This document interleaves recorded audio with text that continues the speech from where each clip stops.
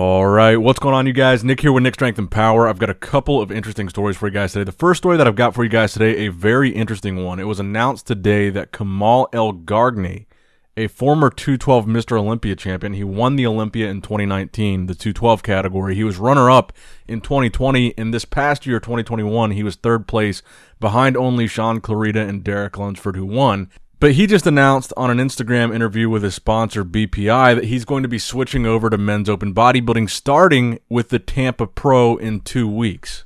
So I find this to be an extremely interesting decision for a number of reasons. Number one of the biggest topics of conversation has been the current 212 Mr. Olympia and whether or not he's going to switch to open. You look at Sean Clarita, the Olympia champion before Derek Lunsford, and he's already qualified for the men's open Olympia. He won that Legion Sports Festival show. Then we also had Angel Calderon, a top 5 finisher at the Olympia this year in 212. He qualified for open. He's making the switch over to open bodybuilding from 212. He's qualified for the open Olympia. And now we have Kamal. So that could create a very interesting scenario at this year's 2022 Mr. Olympia. So while we don't get Flex Lewis because Flex announced his retirement, we kind of had this tease that Flex was going to come over to men's open, being a 7-time 212 champion. That was exciting, but we might get something almost more exciting than that because you've already got Sean Clarita qualified. Derek Lunsford, we heard Dan Solomon talk about the possibility of extending Derek a special invitation to compete in open if that's what he really wanted to do. So that seems like that's on the table.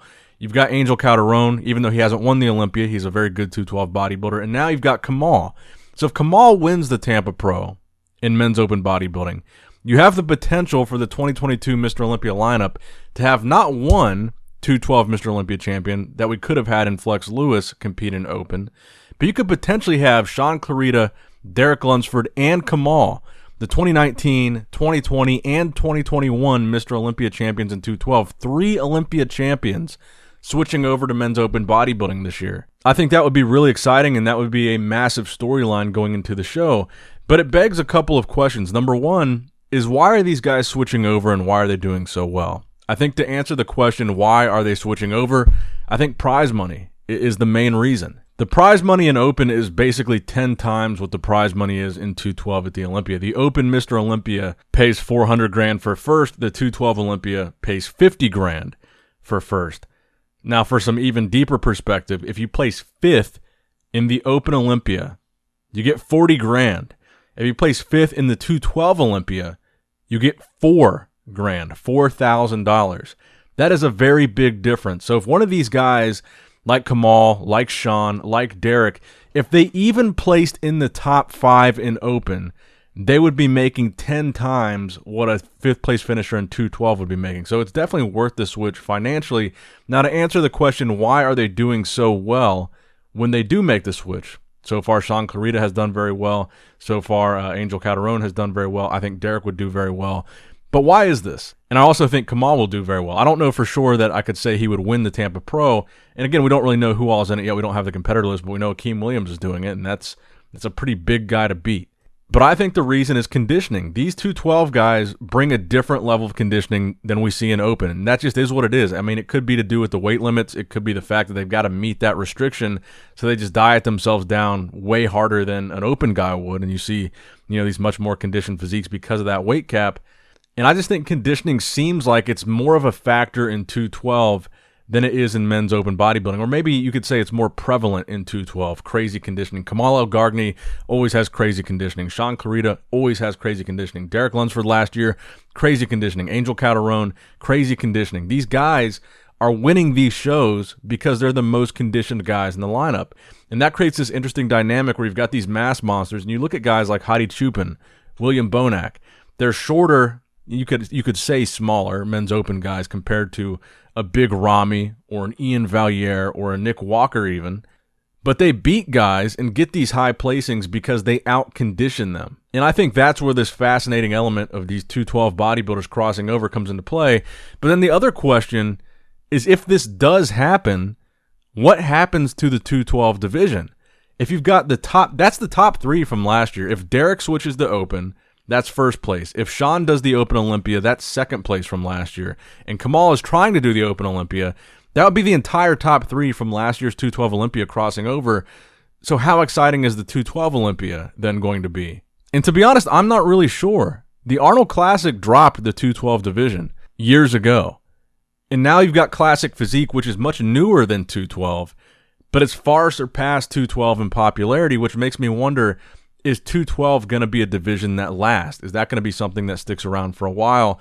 If you've got so many guys really jumping ship. But let me know what you guys think in the comment section down below about this kind of mass exodus of 212 guys leaving the division, and what do you think the future of that division will be?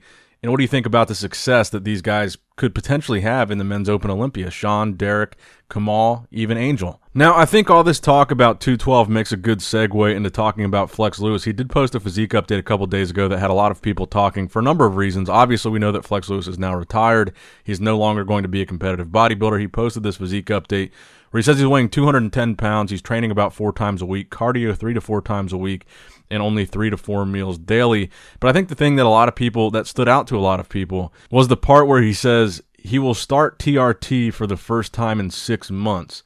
And he says, if you don't believe that, I don't give 2 Fs. So essentially what he's saying is, for the past 6 months, this is the physique that he has, basically off everything. And he also says he's going to document the transformation, I guess, after taking the TRT. So this is kind of his starting point picture. But I thought that was interesting, and I was kind of curious what you guys thought about that statement. The 6 months he hasn't been on anything is basically what I'm getting from that caption. And I think he's got a pretty damn impressive physique for a guy that hasn't been on anything for 6 months and hasn't been training for anything for years, for like prep wise, competitive wise. He's obviously still been training. But people were asking me if I believed him, and honestly, I do. I believe that Flex wasn't on anything for the past 6 months, or wasn't taking TRT for the past 6 months. I think Flex is an elite physique. He's an elite level athlete. He's got elite genetics, and he won the Olympia 7 times in 212. His physique is going to look a lot better than most people not taking anything. I think that's just to be expected with a guy that's the caliber that Flex is. But let me know what you guys think in the comment section below. I guess Natty or not, TRT or not, Flex Lewis.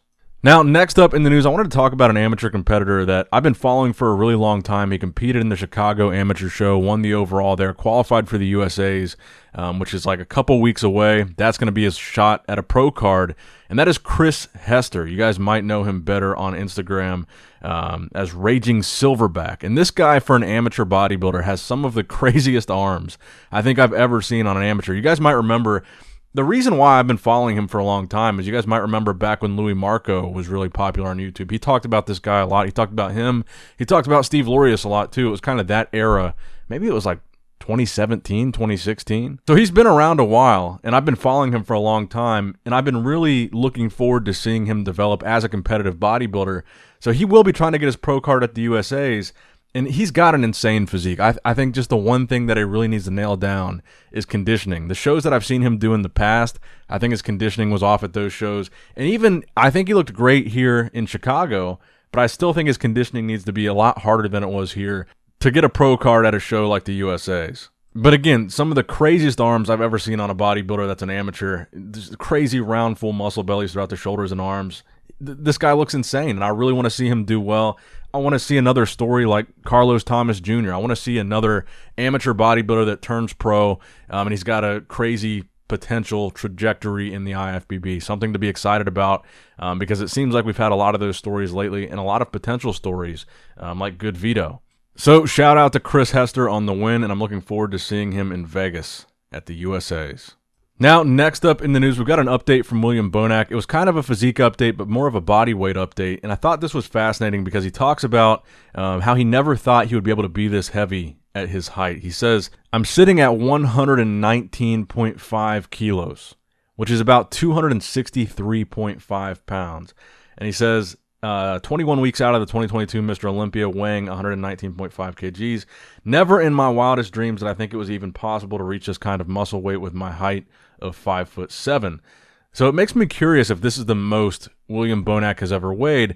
And I think he's certainly a guy that a lot of us are looking forward to seeing back on stage now that he's recovered from that injury, and now that we know he's had that gyno surgery. After he almost won the Arnold Classic, we saw how good he looked at the Arnold. We saw how good he looked in Boston.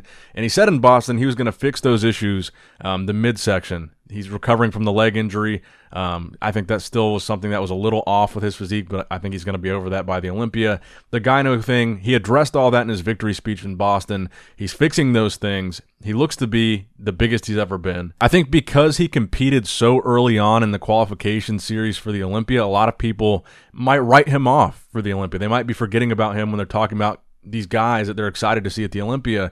But I think William Bonac is really going to come in and shock a lot of people this year. I really do.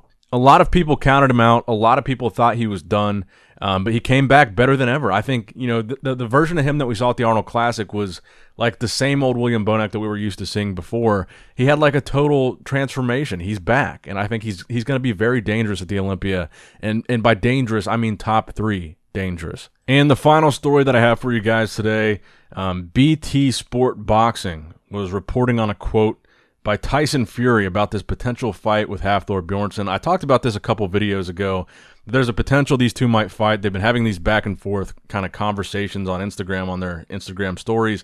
And Tyson apparently said it'd be great to get him in there in front of 70,000 fans and show him what boxing is all about, make him miss and knock him out. So it looks like this is becoming more and more of a real thing. The people that I've talked to have told me this is already a done deal. It's just not public yet. So what I've heard is that this fight it's already made. These two guys are going to fight according to my sources. It's just not public yet. So we're seeing all these little tidbits and all these kind of hints and these little teasers that it might happen. But while it hasn't publicly been officially stated, what I've heard is the fight's a done deal. And maybe the rematch with Eddie might not happen is another thing that I heard. But let me know what you guys think in the comment section below. Thor Bjornsson versus Tyson Fury. What do you think about that matchup? What do you think about that fight? That's going to wrap it up for the video today, guys. I hope you did, in fact, enjoy it. Make sure you leave a like on the video, a thumbs up if you enjoyed it. Subscribe to the channel if you have not subscribed yet already. Click that bell notification icon if you want to be notified every time I post and upload. And as always, I love you guys. Appreciate you guys. Nick Strength and Power signing out.